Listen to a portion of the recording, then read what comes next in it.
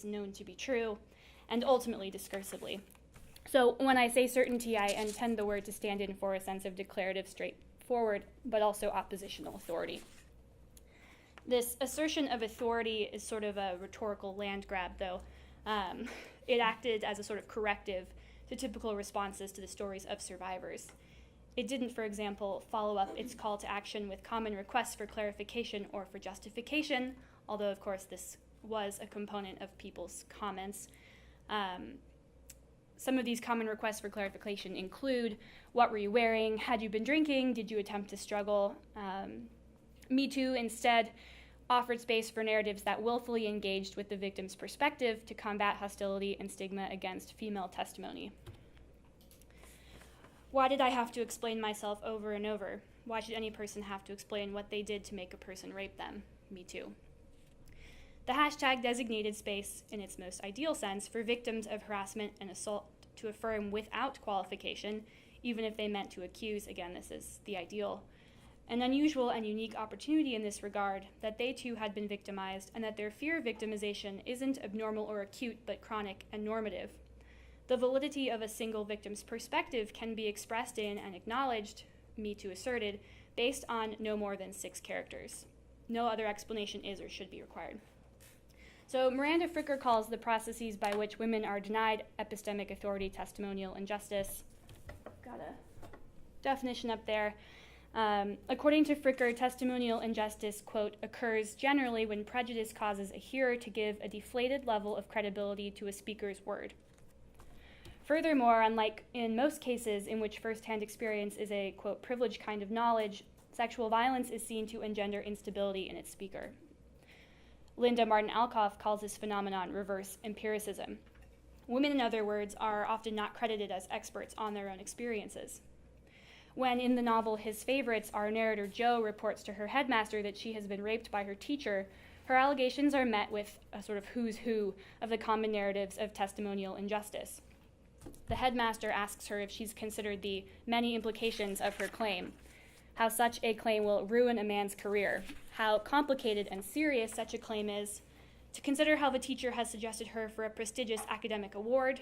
He refers to the clothing she wears, her problems at home, and to how she came to their school from a, quote, very difficult situation, suggesting that she in all likelihood won't be believed, and that regardless she should be grateful to have received entrance to the school, even if it comes at the expense of repeated sexual violation. The headmaster's list drives home many important points, that despite the advances made by anti-rape activism, rape myths are alive and well, and rape stigma is alive and well, that the narrator's vulnerability is impacted by intersections of class privilege in this particular context, in addition to her gender, and that certainty as a mode can be marshaled against survivors of violence. Jo's only recourse in this case is to insist on the veracity of her knowledge. Quote, it's the truth, I say. O'Connell links his fingers together and then waggles them as if for exercise. I know this is your version, he says, but there are always 2 sides to every story. Unquote. Survivors of sexual violence are effectively denied what Fricker calls epistemic trust. By denying women the authority to communicate their knowledge reliably to others, women, indexically, are denied the capacity to know. This practice excludes the object of testimonial injustice from, quote, participation in the practice that defines the very core of the concept of knowledge, unquote. Jo's testimony alone isn't creditable. Consider how many women, for example, have had to come forward with allegations against Weinstein, Cosby, and Nasser, against our current president. Moreover, in her capacity as a subject, a woman's testimony is up for interpretation, whereas one man's he said is enough to exonerate him, and in the case of Clarence Thomas, allow him to proceed to a position on the highest court in the United States.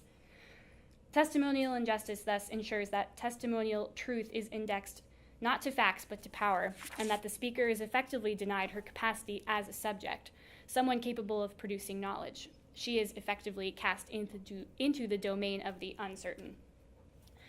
So in the novel, using grammar itself to indict systems of collusion and power, the novel evinces how this power pervades even or especially at the level of language, which is where I really become interested in how language works in talking through these scenarios.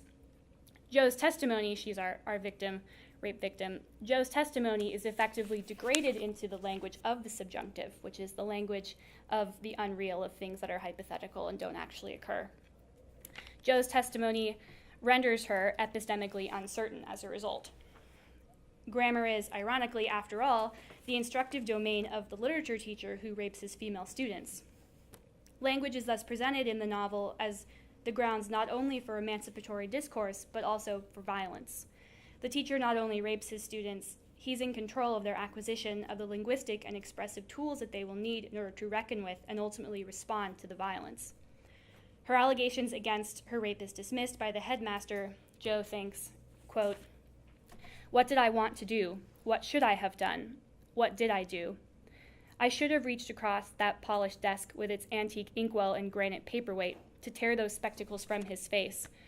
I should have smashed those spectacles to glass so fine he would never not remember how I ruined his vision, decisive, quick, imperative, and wrecked that world of his own making. I have a busy day," O'Connell says, looking down. And that was it, rage woven into my life with steel thread. So in this passage, the subjunctive is all over the place. I have color coordinated so we can see it. It's in the green there. I should have, I wanted to, these are all subjunctive statements. Jo even imagines an act of violence, the smashing of the headmaster's glasses, and she describes this act as imperative, which is the grammatical mood of command. But Jo's action is cast only as real in this passage. That is an action that's actually carried out in the fantasy of indirect discourse only. So our blue, these are the only real things that occur there. Whereas her teacher possesses the linguistic and material resources to carry out violence, Jo is powerless. The subjunctive language of her fantasy underscores how entirely bereft of recourse she is. The double negative, never not, marking her imperative as unreal, the subjunctive is prescribed for Jo even as she narrates her account to us. And on a hopeful note, I'm hopeful that the viral visibility of Me Too means, among other things, that we might be able to develop a more robust language for discussing narratives of violence, and to do so without undermining activists' endeavor to combat testimonial injustice. Indeed, women who testify are hyper-aware of the limits placed on their credibility and how uncertainty may be used against them. Consider, for example, Professor Christine Blasey Ford's insistence on the neuroscience behind her inability to remember how she got home after she claimed she was assaulted by Brett Kavanaugh. In considering the implications of these claims, I conclude, perhaps paradoxically, by suggesting that it will be developing uncertainty as a mode of experience for survivors that has the potential to change discourses of sexual encounter, including those that are violent, going forward. As Catriona Brown has argued, quote, "Recognizing uncertainty allows for the messiness of trauma stories," unquote. Given the damaging and persistent narrative frameworks of testimonial injustice, can we claim uncertainty as a crucial part of a survivor's narrative without undermining her credibility? My argument is, hopefully this is true, that given the discursive shifts precipitated by Me Too, we might be able to do so now. Thanks. Well, thank you both for these incredible reads. As I worked through your papers within the last week, I thought to myself that I've got 2 additions for my summer reading list, thinking about power and the way power works in text. As I enter the discussion of these 2 papers, I wanted to focus on some of the commonality that I found between them, which is one of the roles of a discussant. And I found it at first to be a little bit difficult. I thought they were disparate, coming from very different perspectives from each writer and also the selected texts. But I thought through my own Black feminist epistemology and the way that I approach text as I decipher them, and thought back to a quote from Bell Hooks in Remembered Rapture, The Writer at Work, which is now 20 years old, that a distinction must be made between that writing which enables us to hold on to life even as we are clinging to old hurts and wounds, and that writing which offers us a space where we are able to confront reality in such a way that we live more fully. Such writing is not an anchor that we mistakenly cling to so as not to drown. It is writing that truly rescues, that enables us to reach the shore, to recover.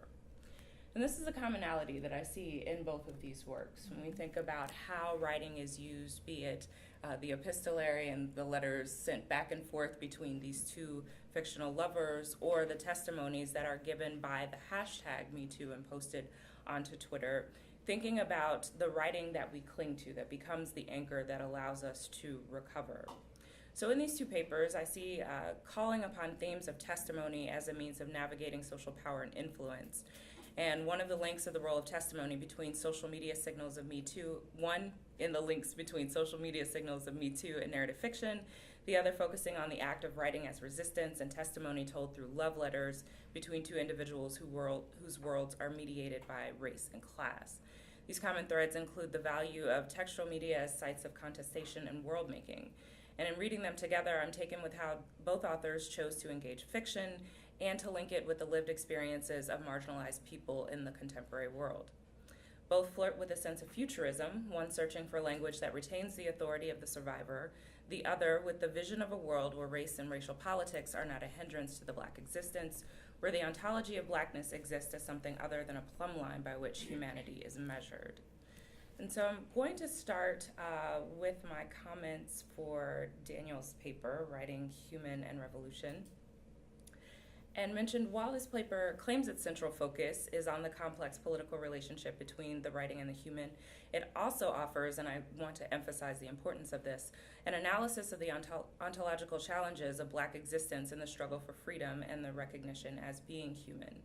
The narrative analysis of the characters' arcs and development is rich with detail, almost leading to several points of departure that displace a focus on the written word between the characters with a critical reading of the author and his position. There's some difficulty in the introduction of Du Bois's related texts. I was looking for a little bit more of the contextual information to understand how and why they're being employed at certain points during the essay to interrogate certain themes within the central text. I do appreciate the writer's flirtation with an application of an Afrofuturistic lens, one that imagines new and different ways of being within the Black diaspora. So thinking back to this piece of land as the Black Belt and bringing together disparate Black groups, be they brown as Black, the Indian protagonist, and also the Africans and the contestation that they face with the African Americans. The question that I will pose for Daniel as we get to the discussion part is one from Du Bois, his classic question, what does it mean to be a problem, and how do each of these characters grapple with this, both in their relationship to one another and specifically within their interactions within the letters of the novel. So Daniel talks about these letters, and I particularly love them being characterized as mushy. I want to know more about this and how they perceive being a problem and the problem of their existence both separately and together. I'm curious about how they grapple with this directly, indirectly, and in community within their respective social circles. As to Samantha's paper, first of all, I had a bit of a moment of reflection on small personal trauma with the invocation of the subjunctive. It took me right back to high school French, and that was a scary place to be. But I was really... There's no quiz. with the key contribution of this particular section of the dissertation that I got to read. The argument for the use of uncertainty as a mode of experience for survivors, and defaulting to the recognition of how gendered power relations often shape a survivor's own narrative account of the physical and sexual violence she has encountered. I will deviate from my notes here for a second just to say how excited I was to read at the very end, thinking about framing these narratives in terms of uncertainty and the potential that it offers for legitimizing these narratives as they are being told. One of the things that I brought to this reading was the thinking about feminist literature and standpoint theory and its various critiques for offering space to examine variability among such testimonies, and recognizing while every woman's story is different, they do all share commonalities that allow for a singular understanding of what it is like to live through this violence. The author does recognize that the charge of feminist relativism is a mechanism for rendering uncertainty as damaging to women's testimonies, especially where the languages of power, violence, and gender are concerned. But I do want to emphasize going back to standpoint theory and its importance, its relevance, I think, with this text. And I chose for this Sandra Harding's argument about standpoint theory and the question of subjectivity. And the starting point of standpoint theory, she says, and its claim that is most often misread, is that in societies stratified by race, ethnicity, class, gender, sexuality, or some other such politics shaping the very structure of a society, the activities of those at the top both organize and set limits on what persons who perform such activities can understand about themselves and the world around them. So thinking about how these narratives are structured by power, by race, class, ethnicity, and gender, of course. Given the rich framework of this paper, and this is where I'll enter into questions for Samantha, I'm curious about the choice to augment the analysis through the use of fiction rather than additional survivor testimonies that have been chronicled in news media and first-person essays and in longer social media testimonies. As the author speaks of the denial of epistemic authority, I see the use of a fictional text as somewhat compounding that denial, though I have to say hearing the longer explanation of why in the setting does open that up for me a bit. This could be remedied perhaps by focusing on the concept of temporality and how it shapes the development of such narratives, or contextualizing this choice with the author's perspective, the author, and by the author I mean the author of the novel, the author's perspective of writing her characters in such a way as they've survived these assaults. How does she speak about the choices she makes for these characters, and how are these choices reflected in the passive language rendered in this particular character's testimonies? Overall, I'm looking for some more background information about injecting the fictional narratives into this particular analysis. So those are some of the initial thoughts. I'll go back to the questions that I had for each author and then open the floor for additional questions. So my first question is for you, Daniel, and I'm sorry I've been going a mile a minute here, but I'm curious about how you see Du Bois's characters grappling with the question of what it means to be a problem, specifically in their letters to one another.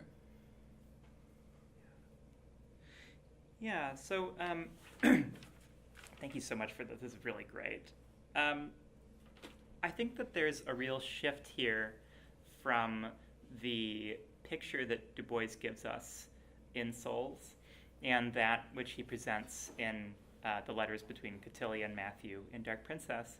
And I think in part it is because of that futurity you're referring to. It's no longer sufficient in Du Bois's politics to gain recognition and gain the fruits of a kind of American national life. It takes place within what he regards as a global structure of racial capitalism that necessitates something beyond national recognition. And correspondingly, the oppression he refers to is now a kind of Jim Crow oppression, which is fused with a colonial oppression, which is fused with the experiences of working class politics. There's a lot of allusions he makes in his letters to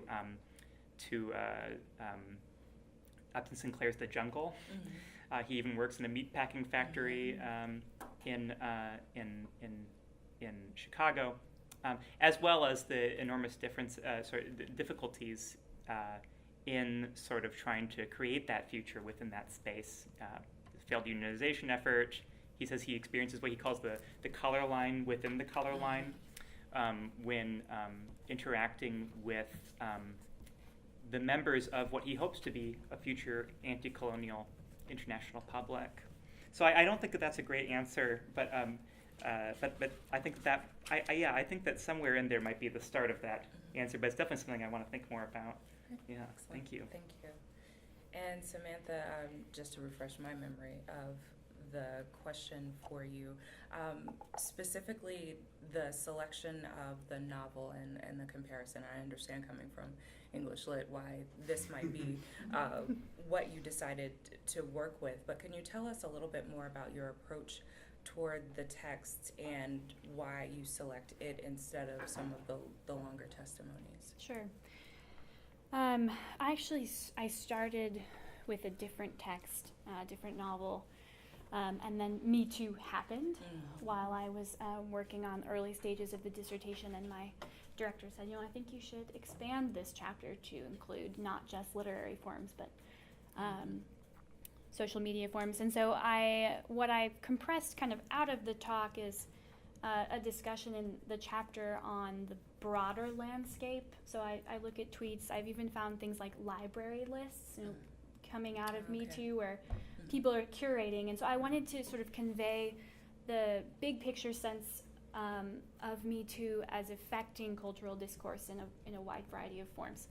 And I don't necessarily want to make the claim that fiction is an exceptional space for working through these questions, but I do think that because it's fiction, there are different stakes than an autobiographical account, whether that be in the legal sphere or even on a blog. There's just simply different stakes for an author who has some mediation via the text to put these positions out. So I was also interested in looking at spaces, i.e. texts that had the ability potentially to do a sort of reclamation of testimony as a form of address for women and survivors more broadly to use. There's been a lot of work done on the failure of testimony in legal spaces, and the ability of fiction as a thing that takes a long time to write and process to be a form that is more removed and therefore has an element of retrospection, which as I redraft this chapter, the Me Too chapter, often to account for new things that come out in the media. I actually really appreciate that the novel kind of stays put a little bit. For me, it keeps me a little bit sane. But makes sense. I actually had to go and look and see when this novel was published. Right. Is it coincidence that they have the same focus, or is this something that you'd found and decided to pair with the social media phenomenon just as it had arisen in time? My personal politics of curation are to ask a woman or person of color to answer or to ask the first question from the audience. So if we'll have a volunteer, thank you. My question's for Samantha. So I was thinking through, as you were presenting on #MeToo, obviously, and I really love this idea of women being able to use uncertainty as a tool for empowerment as opposed to something that's used against them. And I was struck thinking through my own memories of it when #MeToo really, sort of, it had already been around, obviously, but when it started really gaining a lot of attention, and the immediate sort of aftermath being men tweeting things, #NotAllMen. And I'm just curious for you, as you're thinking through your work and thinking through this very language-oriented way to feel empowered and to use testimony and your own experience as a way to affirm, no, this is what happened. How do you see that in movements like this, that this is something that automatically happens? Is that then there's a challenge to that in very another form of a hashtag or something, it might be in other forms, but do you see that as coming through, as that's an immediate response that we see that, okay, then, when women are feeling empowered with language, then there's going to be a response from the naysayers and the particularly men? yeah, I a couple of thoughts on that. I use women and survivors. I use women kind of indexically because there's predominantly women who tweeted Me Too. One of the things that was interesting to me is that initially it started as primarily women, and then over the course of a week or so it evolved, or self-critiqued itself, so that there were male survivors coming forward and telling their stories. I think my main issue, if I had to just pick one, with the Not All Men, is that it's not about that. It's about the people, whether they be man or woman identifying or not. It's about them. And so, once again, it's that corrective of like, well, it's not really the point of what we're trying to say, but it's a delicate tipping balance, and there's really no way, I think, in places like Twitter where things just come out at a rapid rate. There's no way to curate that necessarily. But, I do have a question, but I just want to say that the beauty of the hashtag not all men is that you can read it as no tall men. That's the sting right there. As the sort of Me Too evolved, hashtag Me Too became sort of a verb that people started talking about, that you could get Me Too'd. And your points about language were so fascinating, so I just wanted to get your thoughts on how, why, what does it mean? What does it mean to be Me Too'd? Well, just like, what does it mean that became a verb, you know? Yeah. Yeah. Yeah, a lot of the conservative backlash was explicitly around the sort of, I use the word certainty, but around the sort of directed, even accusatory language that was permitted. Things like lynch mob, firestorm, hysteria, all these kinds of things. And I think hashtags like to be Me Too'd, they rely on an assumption that a hashtag like Me Too doesn't understand how to differentiate between an act of assault and bad sex or any of the other important distinctions that need to be made. And Me Too is able to cover a lot of different instances of assault and harassment in order to highlight that this is an ecosystem of violence that they're trying to connect the dots with. But I think a lot of the conservative backlash reframed that as being like, well, they're just women who don't know how to tell the difference between something that, you know, they consented to and then later on decided it was a bad idea, and that is part of that, the motivations there. I just want to make a quick comment, actually, because of your discussion of certainty versus uncertainty, and then what you just said about the self-correction of the movement to become more inclusive, because I think that is an example of how that hashtag was, like, created the uncertainty to allow other people to come into the fold, essentially. And so I just thought it was a really interesting kind of specific place where you could see it in that movement. So I just wanted to comment on that. I thought that was really interesting how that came up organically. Yeah, it was sort of undirected. I know it was just one tweet that just kind of took off everywhere. So there was a lot of variability and disagreement among people who were tweeting Me Too, and I think that that's a healthy thing, right? That you could have discordance among people who were coming together on a specific problem, but who come from very different positions. Things, yeah. Please. I was wondering if in your research, if you came across the term DARVO, if you might look into the work of Jennifer Frey at REYD. She actually did her research on institutional betrayal, but she coined this term, which is, and we all saw it on TV, deny, attack, and reverse victim and offender, which is what perpetrators do. So that's what Kavanaugh did. And that's what, we all do. Right? So that to me, uncertainty is more about,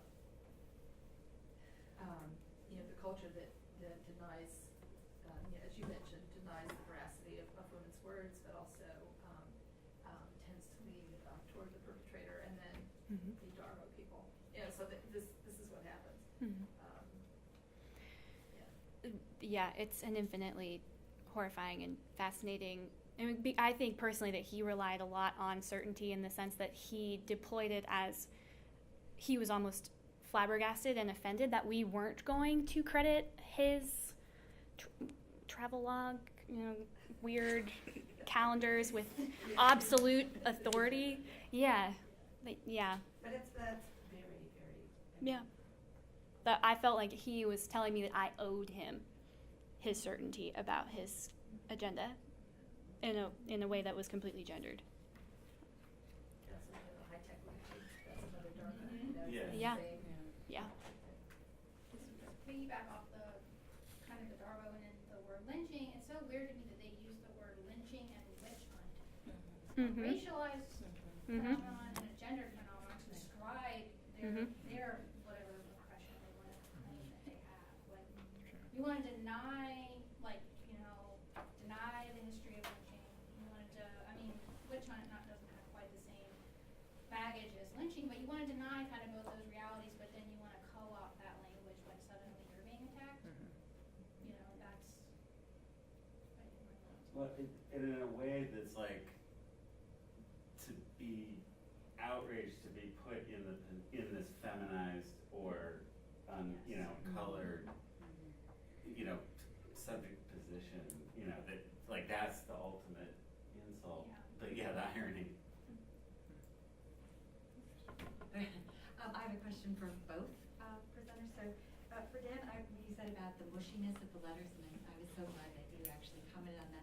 So I'm the person in my family who's the least emotional, right? So I totally loved your comment, and I thought, wait, the mushiness is about emotion, and so is it humanness? Is it expressing some kind of humanness in the capacity to have these kinds of loved relations, right? Yeah. In some way, is there some? And then I started thinking about the role of femininity as well, because emotion is seen as femininity, and so to say the most obvious, I mean, there's a woman who's engaged in this kind of imagining the future, even if she's an elite princess. Yeah. Right, and a woman of color, no less. So I'm just wondering, what you think about those kinds of things. If maybe you could draw them together and just what your thoughts are that That's really interesting. in general. And then for Samantha, you're again. It was like my first reaction. We said, yeah, we should listen to women. I'm like, oh God, yeah,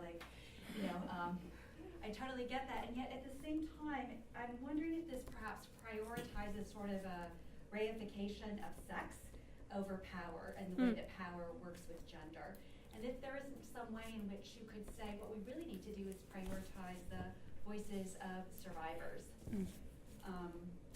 That could then, because somebody who's been the subject of an attack makes that power dynamic, I think, come to the fore a little bit more. And I'm also happen to have been brought up Roman Catholic, so I know a lot of men who are survivors, so maybe proportionally, right, who were children. And so I think at this moment that might be a more, I guess, capacious way where you could still talk about women, but maybe in a less essentialized way. So I don't know, you had some thoughts about this earlier, but I just would, when you were talking about women versus men, but I just would, like your thoughts about that. I could go on, but I've been talking a lot. You should. So I love that.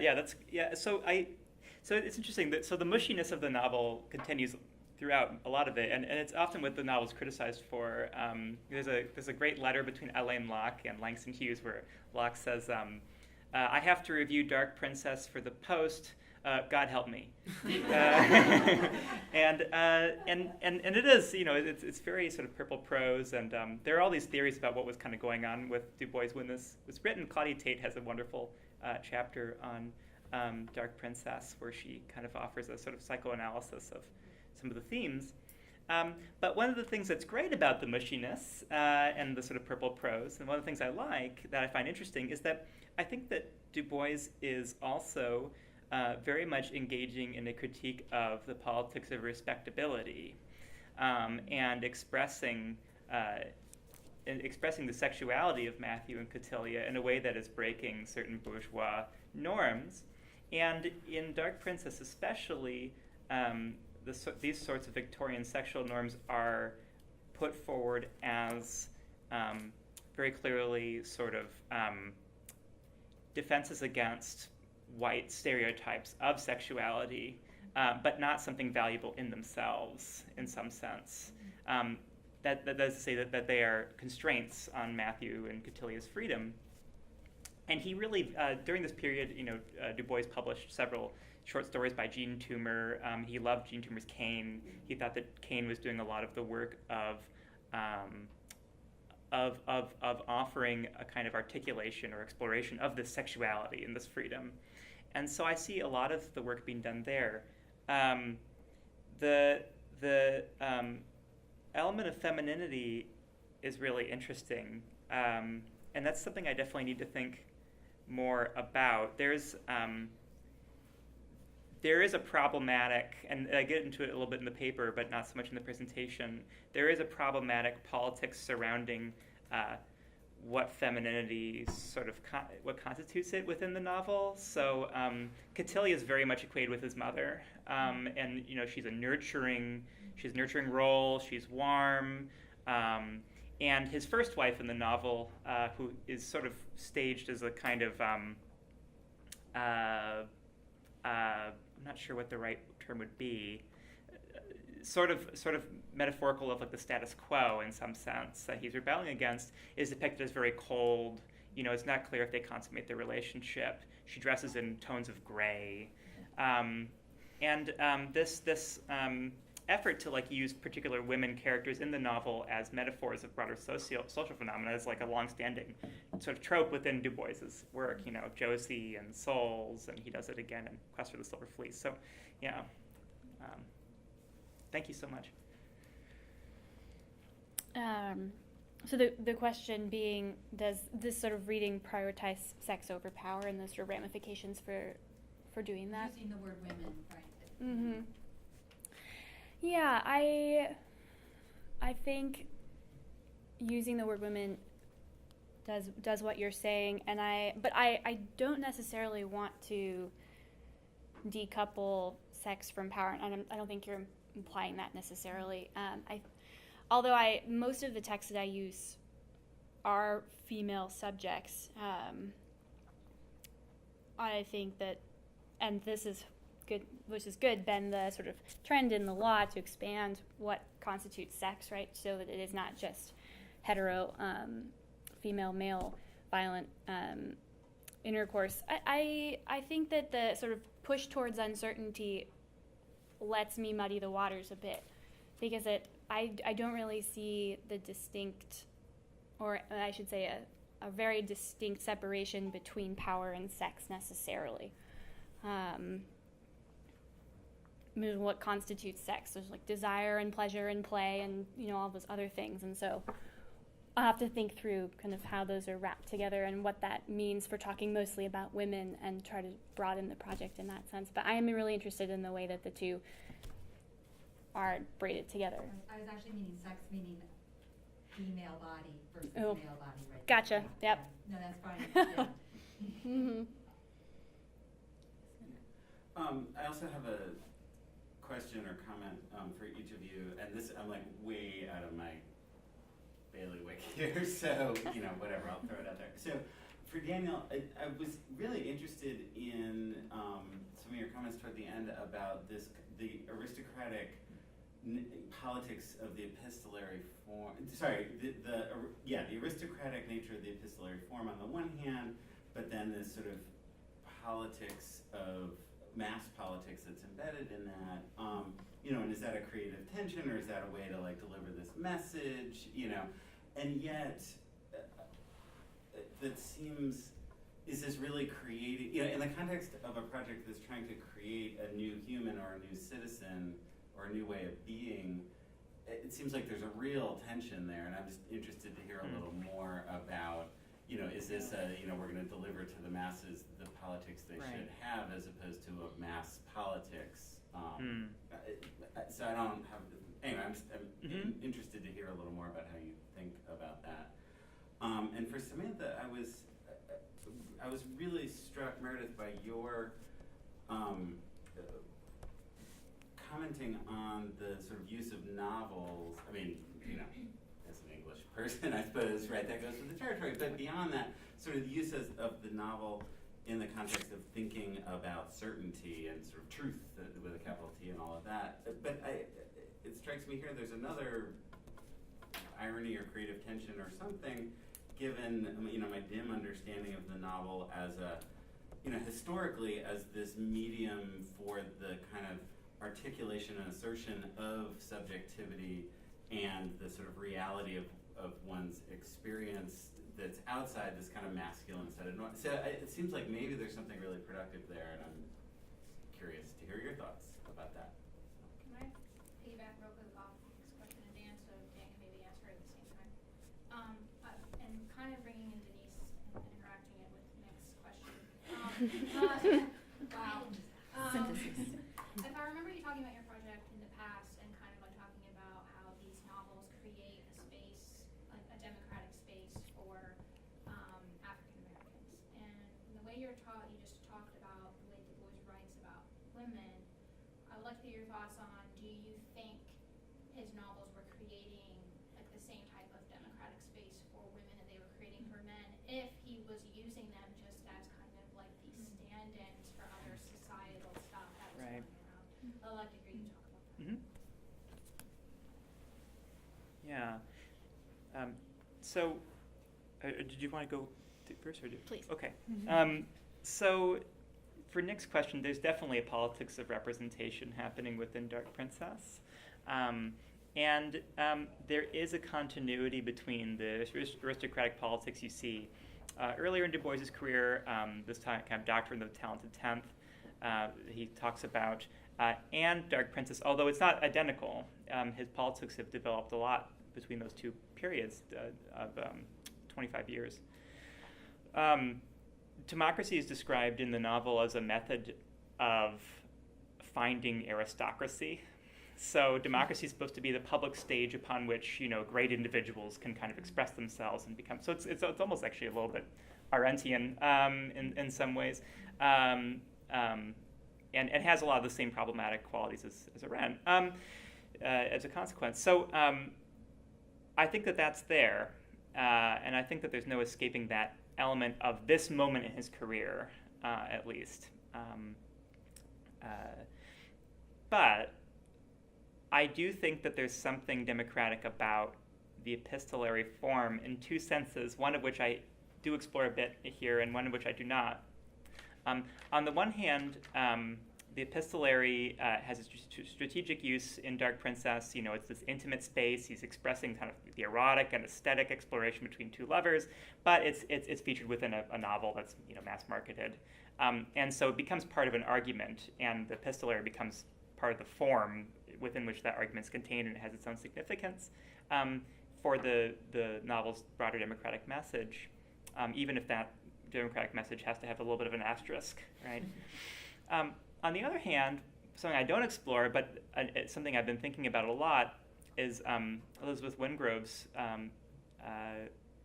idea that the epistolary is democratic in part because throughout history, letters have been a way of ordinary citizens challenging authority. At the same time as you have the lettre de cachet in France, Elizabeth Wingrove talks about how you have all these manuals for writing letters to the king, and they were freaked out because anybody can basically text him.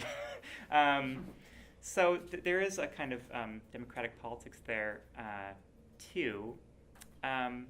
For Olivia, I feel like I'm talking too much. For Olivia's a question, there's a lot of debate about Du Bois's gender politics within the 1920s, especially in the kind of volume which sort of precedes Dark Princess. It's sort of the major volume which precedes it, although it's by 8 years, Darkwater, where he does give a kind of feminist argument, but there are a lot of, again, there are a lot of asterisks. He quotes Anna Julia Cooper's A Voice from the South at length without citing her.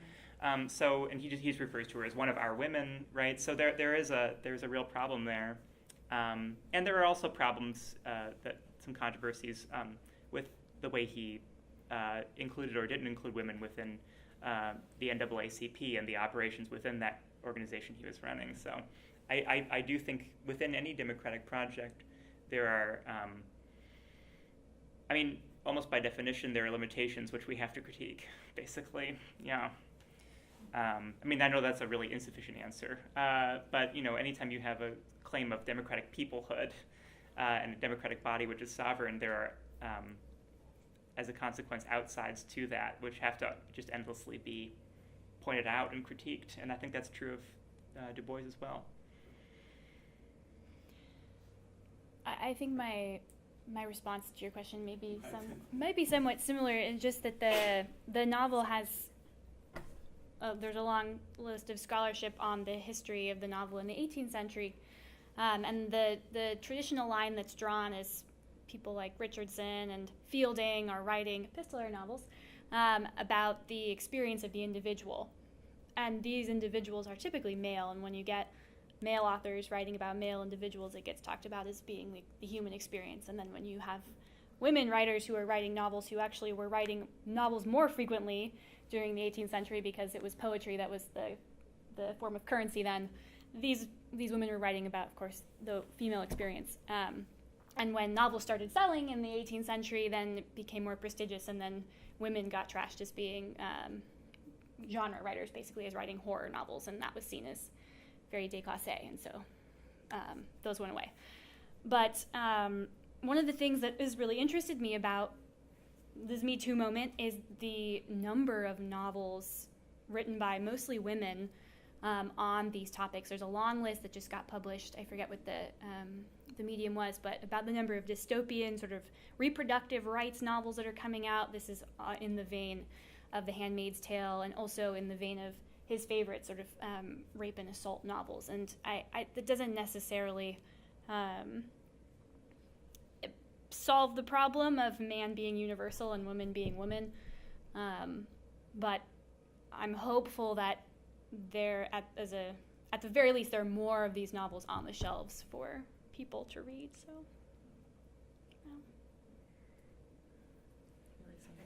I'm so excited that we still have a few minutes left, because I have a question that I think has been floating around that I would just love to hear everybody talk about. So it's related to your projects, but I think it's been related to everything since you started us off this morning. And that is this kind of idea of making something that seems somewhat invisible visible, right? So the politics of visibility, which I think is very tempting, right? Me Too, the novel, is a way to, this is creating the narrative that other people will then understand and be able to see what's actually happening in the world, right? And yet, today we've also been hinting at some of the limits of that, but we haven't really talked about it much. And so I would just be curious about anybody's thoughts in terms of the limits of this politics of visibility, right? Because we know that if something is visible, after a while it becomes normalized, right? So we all step over the homeless person in the street kind of thing, instead of, being absolutely astounded every time we see that person. So I don't know, I'm grappling with this myself, so it'd be just really great to hear some of your thoughts about this, where you see the limits in your own research and what you think about it. I guess I just have a further question on that. Is that one of the things I've been thinking about as we've been talking up here is that is there a way to make something visible without then also giving it an economic currency, right? Because there's a need to make something visible so that you can get public support. But then as soon as you do that, you have currency attached to it from the very beginning. And we run into problems there. Whether it be buying novels, or Hulu subscriptions, those kinds of things. May I add to the question? Maybe that's all we didn't get to today, but that's fine. Just thinking about also at the same time about making the sort of the flip side, thinking about, why we never hear, of course this term doesn't work, but Caucasian, but like undefaulting the default, like what's not normal, but we take it as normal, that hegemonic problem. How can we make that, delegitimize that, and make that no longer normal by presencing it and calling it out? To me it seems like that's also part of the equation too. That makes sense. Yeah, and I think also like the danger of like platform reading, I hear this a lot, like should I quote, like extremely anti-Semitic things that, fascists are saying, like that's, to me that's something that I shouldn't do, but also if people don't know that's what they're saying, how do you reference it or something like that? That's something I struggle with a lot, related to this,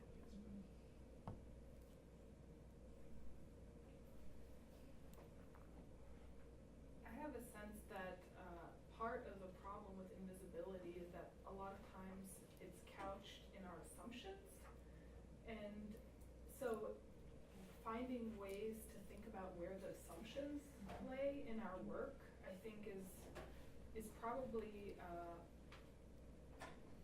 at least one way in which we can start to move beyond just identifying them, but also understanding them and reformulating what we've been thinking about, what we've been working on. And I'm not sure how much that applies to some of the other disciplines. I mean, obviously, in terms of Victoria's and my work in psychology in general, I think assumptions are kind of a problem, and a lot of times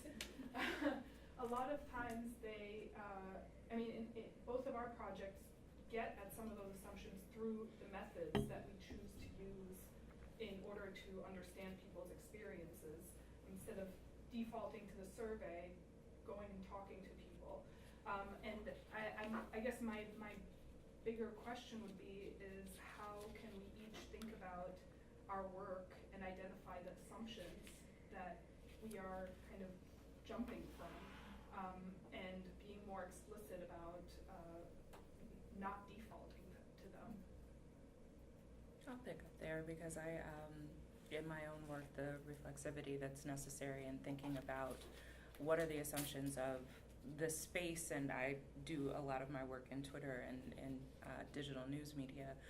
What are the assumptions about the space, how power works in the space, and what is the assumption about invisibility that I have that may in actuality be camouflage or cover? And even in thinking through both of these two projects, I question how much does need to be exposed and what is the best way to expose it? What is the best way to go about the platforming that you speak of?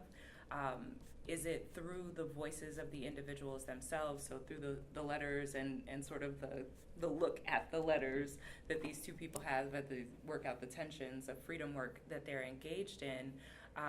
Is it through the testimony that you see unfolding on social media, or is it the narrative behind the creator of Me Too, which totally occurred offline before it became a hashtag? And asking those questions, I think, is central to doing this work well, whether we are interrogating literary texts or social media testimony or court testimony, or even the novel as this space for emancipation and working through some of the tensions that we're talking about, where we make the assumptions about what is happening and whether it does need to be uncovered, or if that cover serves some sort of purpose for those who are directly engaged in the conversations that are happening. That's one of the moments where I find myself right now, and I really like the opportunity to engage these questions with people who have so many different perspectives on them. Thank you. Yeah, this question of visibility and time and sort of what we were talking about earlier, something interesting, and I hope this relates, happened to me, I guess, 3 days ago. There was a podcast that Nicole Hammer did on August 11th and 12th, and I was one of the folks that she interviewed, and in the interview, she asked me to reflect on just being really the advisor of BSA at the time, and we were talking about Martise Johnson. And in that particular moment, which we were trying to contextualize August 11th and 12th within a larger history of racism and white supremacy at UVA, I shared with her this story of going to his arraignment. And I'm not a crier at all, and but I kind of broke down in that moment. And of being at his arraignment. And so it was reproduced, and I knew she told the story and everything. But just recently, I saw that quote about Martise, and my response, and just so I'll be honest, Martise Johnson, that's a name that I actually struggle to, because it was so close to me, I struggle to actually sometimes say his name in public, like, because he's a friend, and it's just like, eh. But on Twitter, somebody they posted the quote because there's been a recent article about black academics, and they took something out of another kind of context and put it in that context. And as someone who does, Charlottesville 2017, but for the past 8 years I've been doing these films on black students at UVA where I engage the interiority of black life, and it's a lot of pleasure and joy in that. And one of the things I've learned is they're not interested in that, But for that moment, and I almost like wanted to write something back and say, it was just odd how that quote, but it became a testimony. And it became a testimony that this person used in another setting. Mm-hmm. And I know in terms of visibility, there's this notion that if you just hear this story completely out of context, you will have some kind of sympathy with this larger narrative that I'm telling. And it's also this idea that appealing to this effective region, I think, too, can do a certain kind of work in a particular kind of moment. But there were parts of me that thought it was a complete violation. But it was just interesting to see how that kind of moved in particular ways. And what I felt didn't matter. Because right now, in this news cycle, in the context of whatever the Chronicle is writing about today, even if you're talking about something that happened 4 years ago, 3 years ago, that's what we're doing. So when I was talking about visibility earlier, that's kind of what I'm thinking about too. And this notion that the telling can transform things, but we're all trapped in this capitalist system. Of clicks. That was about a click. We're out of time. We have time. Tiny bit. No, not at all. Not at all. I just wanted to add one quick thing, which is that one thing that I struggle with a lot, I think, is the degree to which invisibility is either a product of or a contributor to sort of ignorance on the part of oppressors, or whether it's a kind of performative blindness, I guess. Whether it's a kind of conscious making of things invisible, in which case it's pure bad faith. One of the things I keep thinking of while during this conversation is when children were being put into camps on the border, journalists were saying, well, we don't know what conditions are like inside of those camps because they won't let us into the tent city. And it's like, well, they're tents. So you have a pretty good idea. And I think that there is a kind of performative blindness in this sense, in which case invisibility and ignorance are verbs more than they are states. So.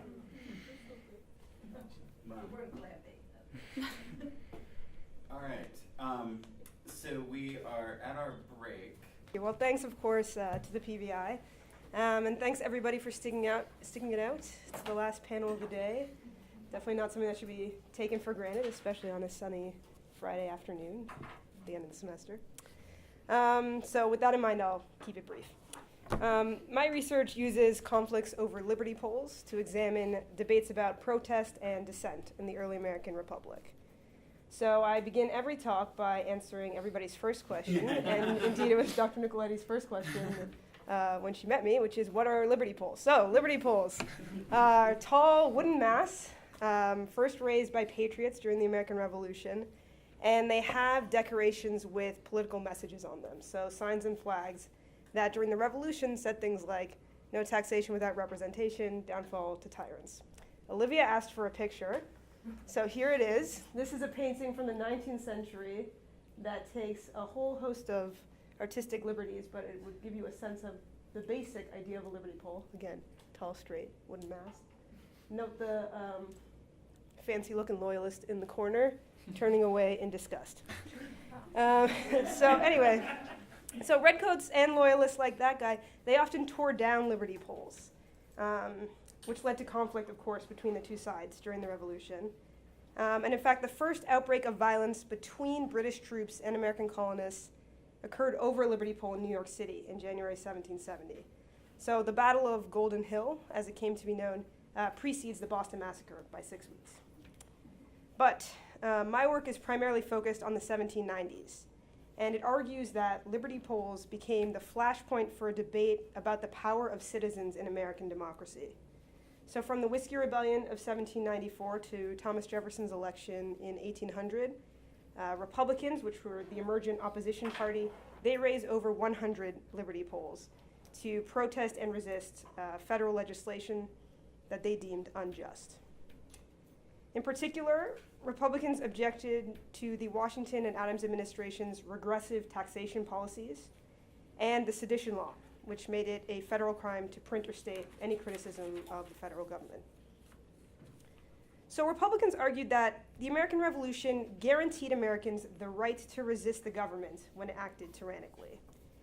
And they advocated for an activist, oppositional citizenry that aimed to impede any unjust exercise of federal power.